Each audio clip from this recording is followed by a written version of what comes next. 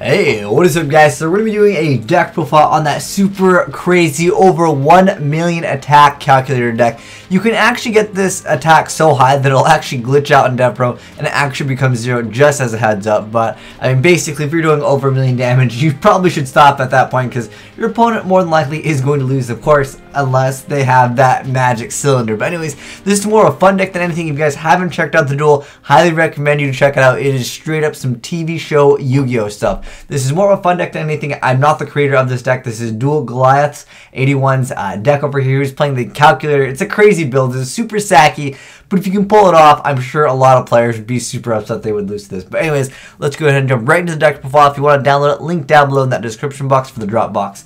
Anyways, he's playing 3 copies of the calculator, 3 copies of the photon satellite, 3 copies of magical star illusion, 3 copies of machine duplication, 3 MSTs, 3 zero zlock, 2 chain destructions, 3 wabakus, 1 bottomless trap hole, 3 draining shields, 3 mirror forces, 3 magic cylinders, 1 compulse, 3 scrap iron scarecrow, and 3 copies of fiendish chain. Now, like I said, this is all his deck. I didn't make any modifications, but off the top of my head, I mean, just to improve this a little bit, I want to give you guys in its original form first, and then we can maybe make some modifications to it.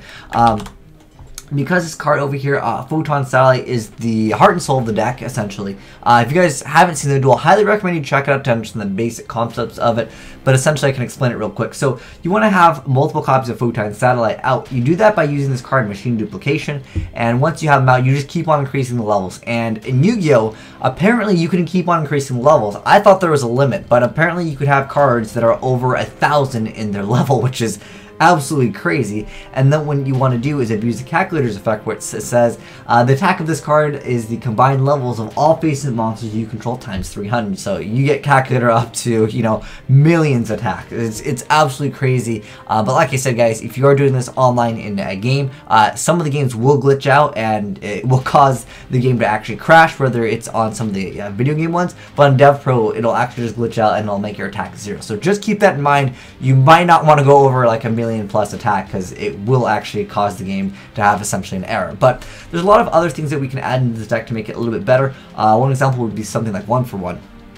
Now there's also a bunch of cards that he's using to you know, draining shield and all that other good stuff. But another good card if you just want to stall would be Threatening Roar. Let me show you this card. This card was actually really popular and it's actually seeing some play now just because of the Cliff Force. Whenever there's an OTK format, Threatening Roar is going to be seeing some more play. Battle Fader also could be a card, but the thing is you want to keep your Photon Satellites on the board, therefore you're able to keep on increasing their levels up like crazy. So definitely keep that in mind. You want to keep your stuff alive, so like Battle Fader will not be the best choice. If you already have these on board, you basically want to protect these for as long as you possibly can. So yeah, just basically protect these is the goal of the deck. But I mean, I could just make some recommendations real quick.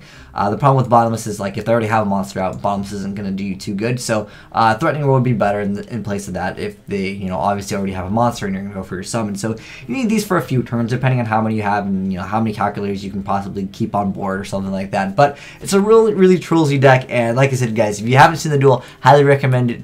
You guys to check it out because all you guys wanted the deck profile, so I got it here for you guys. And it's a pretty simple concept, not the strongest deck, but when you can sack some people, like I said, it's straight up from some of the anime stuff that they pull up. But anyways, thanks for watching, guys. Azneyeswhite signing out.